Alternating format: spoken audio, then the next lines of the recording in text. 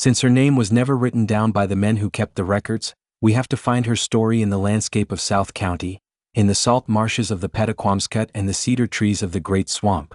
A young woman of the Wampanoag, perhaps arriving in Narragansett country as part of a seasonal trade group or as a refugee during the early tensions with the Plymouth colony. She first sees Joshua not as a soldier, but as a curious, soft-spoken Englishman who didn't act like the others. While most settlers stayed behind their fences, Joshua was often out in the woods, his hands stained with the same walnut dye the tribe used.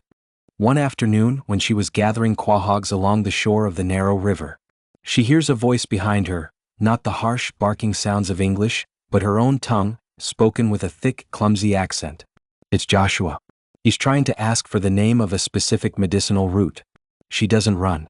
Instead, she laughs at his pronunciation.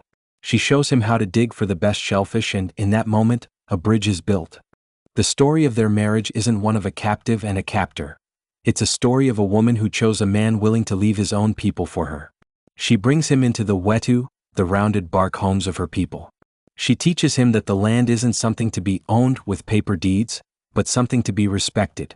In return, he brings her small gifts from the English world, a sturdy iron kettle or a bright wool blanket, but she prefers the traditional ways. When their son Peter is born, she wraps him in soft deerskin. For a few years, they live in a rare kind of peace. She is the reason Joshua speaks the language so fluently. She is his teacher, his partner, and his protector within the tribe. The tragedy of her story comes in the winter of 1675. As the war drums begin to beat, she and Joshua retreat into the great swamp fort for safety. She is there not as a squaw, as the English cruelly wrote, but as a mother trying to keep her child warm against the Rhode Island frost. When the English militia attacks in December, she becomes the why behind Joshua's actions. He isn't fighting for a king or a colony, he is fighting for the woman who taught him how to live in this land. Though she perished shortly after giving birth to their son, her legacy is the very existence of the Tefft descendants. She wasn't just a native girl.